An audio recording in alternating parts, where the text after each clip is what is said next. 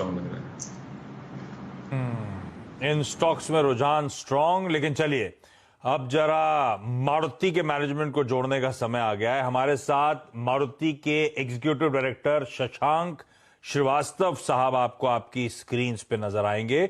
शशांक जी, स्वागत है सीएनबीसी आवाज पर आपका। और जो बिक्री के आंकड़े हैं मार्च महीने के, वो आप लोगों की स्क्रीन पर आपको नजर आएंगे। इन्हीं नंबर्स पे सर से बातचीत करनी है। और ये आंकड़े तो खैर म्यूटेड है प्रशांत सर, स्ट्रीट एक्सपेक्टेशंस जैसी थी उसी के मोटा मोटे अनुमान के मुताबिक, लेकिन जो सेल्स एक्सपेक्टेशंस हैं अब आने वाले समय के लिए वो कैसी नजर आ रही है, यहां से आउटलुक कैसा है? मैं इसीलिए पूछ रहा हूं क्योंकि सबसे बड़ी चिंता हो गई है entry level passenger vehicles, two wheeler सबके लिए, और मारुति क्योंकि एंट्री लेवल पे डोमिनेट करता है, वो जो पंप्स पे फ्यूल प्राइस लगातार बढ़ रही है। आपकी एक्सपेक्टेशन क्या है? किस तरह की डिमांड ट्रैक्शन आगे नजर आता है? जी, सो सेल्स ट्रेंड्स को लेके अभी हाल में मैंने एक पैनल डिस्कशन हुआ था उसका सियाम का, उसमें कई सारे मैन्युफैक्चरर्स के मार्केटिंग एंड सेल्स के हेड बैठे हुए थे और ये एक कंसेंसस फिगर आई थी कि ये नेक्स्ट ईयर 33.6 से लेके 35.2 लाख की फिगर होगी, यानी करीब 13 से 15% की इजाफा होगा मार्केट में। ये एक फिगर आई थी, लेकिन उसमें पैनल ने ये भी 6 रिस्क फैक्टर्स वहां पे फ्लैग किए थे। तो उसमें एक रिस्क फैक्टर जैसे आपने बताया इन्फ्लेशन का, दूसरा इंटरेस्ट रेट्स बढ़ने का, क्योंकि आपको जैसे पता है कि 80% गाड़ियां जो हैं हमारी इंडस्ट्री में रिटेल में फाइनेंस के थ्रू होती हैं, तो एक वो रिस्क है। तीसरा, कोविड जैसी अगर कोई चीज होती है दोबारा, वो एक रिस्क है। फ्यूल प्राइसेस का आपने जैसे जिक्र किया, एक वो रिस्क भी माना जा रहा है। और एक बड़ा रिस्क ये भी समझा जा रहा है कि सेमीकंडक्टर के चलते जो सप्लाई सिचुएशन है वो भी एक फैक्टर है जो कि इस पे सवालिया निशान लगा सकता है। तो ये सारे फैक्टर्स को मिला के ये कहा था कि ऑप्टिमिज्म तो दिख रहा है मार्केट में, लेकिन उसके साथ ही एक कॉशन की भी जरूरत है, क्योंकि ये 6 फैक्टर्स कहीं ना कहीं नेगेटिवली अफेक्ट करेंगे इंडस्ट्री को। इश्यूज हैं जो इम्पैक्ट करेंगे, लेकिन शशांक सर वो सेमीकंडक्टर चिप्स की जो किल्लत थी, शॉर्टेजेस थी, क्या इश्यू अब हमारे पीछे है, क्लोज टू रेजोल्यूशन है, या वहां पे जस की तस स्थिति अभी भी है, स्टेटस क्यो टाइप नजर आ रहा है? क्या चल रहा है वहां पे? जी, तो अगर आप पिछले 6 महीने से देखें तो स्थिति में थोड़ा सुधार हुआ है। आपने सही फरमाया, जैसे सितंबर में 40% का हमारा प्रोडक्शन था, अक्टूबर में वो 60% हुआ, नवंबर में 83% हुआ, दिसंबर में 90% हुआ, जनवरी में 92% हुआ, फरवरी में 95% और मार्च में भी लगभग 95% का प्रोडक्शन रहा।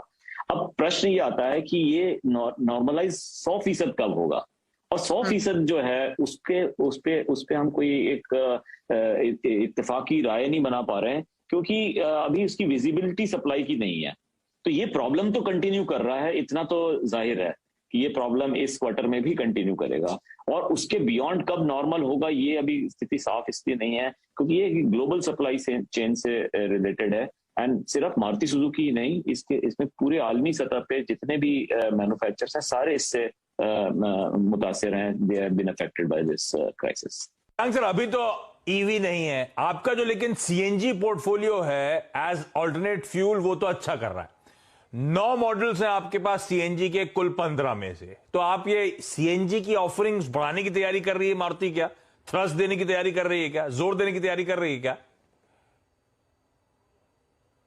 जी, तो जैसे बिल्कुल आपने सही फरमाया और बहुत अहम सवाल है, और आपकी फहरिस्त में जैसे आपने बोला सबसे अहम सवाल यही था। और हमारे सीएनजी में 9 जो मॉडल्स हैं उसको हम चाहेंगे कि इसको बाकी जो मॉडल्स हैं उसमें भी सीएनजी आए, लेकिन इस समय हमने जो प्लान किया है वो फेज वाइज इंट्रोडक्शन का प्लान किया हुआ है, और वो इसलिए भी किया है क्योंकि जो एग्जिस्टिंग मॉडल्स की डिमांड है उसको हम पूरे फुलफिल नहीं कर पा रहे हैं।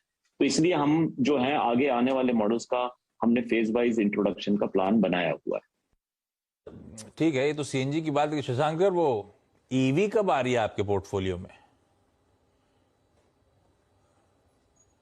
देखिए, मैं ईवी का मैंने आपको बताया जैसे कि जो हमने अनाउंस किया हुआ है 2025 तक हम लेके आएंगे, और एग्जैक्ट टाइमलाइन तो मैं आपको बताने में इस समय असमर्थ हूं, क्योंकि I cannot reveal the timelines or the exact products which will be brought in the future. लेकिन हाँ, इस स्पेस में हम काम कर रहे हैं और 2025 तक हम जरूर ईवी ले आएंगे बाजार में। मैं शशांक सर आपसे कंटिन्यू कर रहा हूं। गौरव, आप जरा मारुति का चार्ट रेडी रखिएगा, फिर आपसे उस पर चेक लेता हूं। शशांक सर, जो करंट मार्केट शेयर है, लास्ट अपडेट मेरे पास है कि 46% हो गया है मारुति का, वीजा भी पिछले साल 48% था। तो 2% market share Maruti of late lose कर गया है। तो अब फोकस क्या है?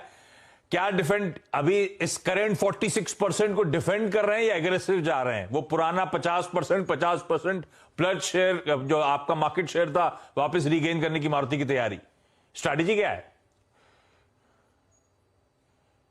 जी जी, तो मैं आपको एक वो दे दूं, इसका एक पर्सपेक्टिव दे दूं कि एक नजरिया आपको एक नया मुख्तलिफ बता दूं कि अगर आप 20 साल का मार्केट शेयर देखें इंडस्ट्री में, तो मारुति सुजुकी का मार्केट शेयर रिटेल में 50% के ऊपर 4 साल में रहा।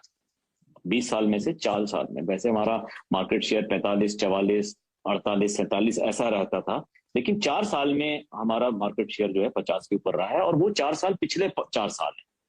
सो इट इज नॉट कि हमारी जो है मार्केट शेयर कम हुआ है। एक्चुअली अगर आप 20 साल का फ्रेम देखें तो उसमें पिछले 4 साल में हमारा बेहतरीन मार्केट शेयर है। लेकिन आपकी बात बिल्कुल दुरुस्त इसलिए भी है कि एसयूवी के पे हमारे को मार्केट शेयर, क्योंकि अब एसयूवी का सेगमेंट बहुत बड़ा हो गया, तो वहां पे हमें एक मार्केट शेयर बढ़ाना पड़ेगा अगर हमें ये 50% का मार्केट शेयर बरकरार कर सकते हैं। और ये बहुत पॉसिबल है, ये बिल्कुल मुमकिन है। और इनफैक्ट उसको यकीनी बनाने के लिए ही हम ये कह रहे हैं कि अगर हम नॉन एसयूवी सेगमेंट देखें तो हमारा 66% मार्केट शेयर की हिस्सेदारी है, और अगर हम एसयूवी में अगर हम थोड़ा मार्केट शेयर और बढ़ा लें तो हम 50% को दोबारा यकीनी बना सकते हैं, इसमें कोई शक नहीं है। तो ठीक है, सिर्फ टर्फ डिफेंड नहीं करना है, शायद इवेंचुअली पुराना जो लॉस्ट ग्राउंड है वो भी मारुति रीगेन करने की करेगी कोशिश। जाते जाते शशांक सर, एक और इशू, ईवीज हो गया, ये मार्केट शेयर लॉसेस हो गए। तीसरा, वो पिछले साल आपने गजब कर दिया, 2021 में 4 बार प्राइस हाइक ले लिए, 9% के क्यूमुलेटिव प्राइस हाइक्स थे पिछले साल, जो अब तक किसी भी एक साल में सबसे ज्यादा थे। अभी करंट हालात क्या है कॉस्ट इन्फ्लेशन के? 5वां हाइक जल्द आने वाला है क्या मारुति की तरफ से? इस साल का पहला, या कह लीजिए पिछले साल से 5वां हाइक?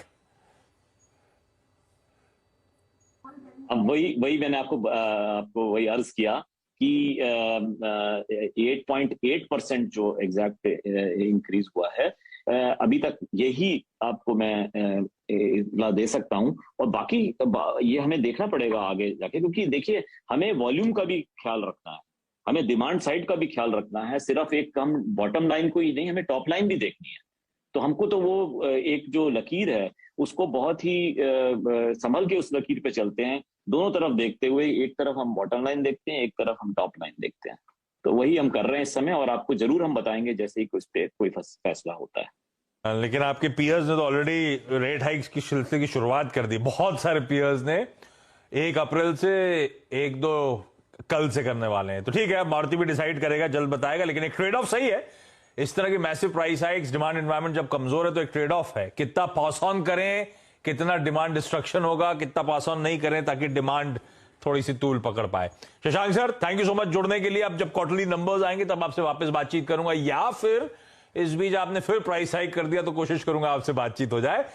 पर धन्यवाद आज जुड़ने के लिए। गौरव, मारुति लोअर लेवल से कुछ रिकवरी की कोशिश तो दिखाई है स्टॉक ने, क्या करना चाहिए? देखिए, अवली चार्ट अगर मैं देखता हूँ इसके तो काफी इसमें अच्छा लग रहा है। इचिमोकू सेटअप के सबसे काफी क्लीन इसमें अपसाइड देखने मिल रही है। तो 7630 के स्टॉप लॉस में आप एक बार इसको बाय कर सकते हैं, और इसका जो हर्डल आने वाला है वो है 7950 का। तो यहाँ पे एक बार 100 पॉइंट के स्टॉप लॉस से बाय कर सकते हैं। ऊपर में 200 पॉइंट तक के लेवल्स देखने मिल सकते हैं।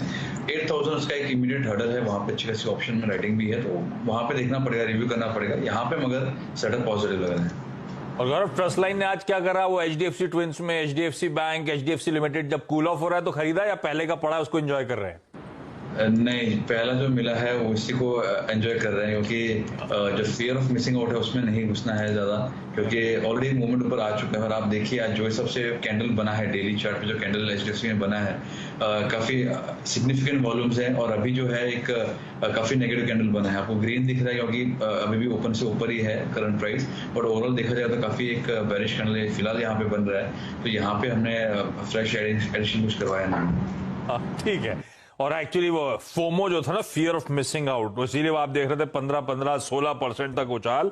अब वो थोड़े से कूल ऑफ होकर स्टॉक्स, दोनों स्टॉक्स इस समय कामकाज करते हुए। गौरव, थैंक यू सो मच जुड़ने के लिए। क्विकली इस नोट पर छोटा सा ब्रेक के उस पार एक क्विक मार्केट चेक।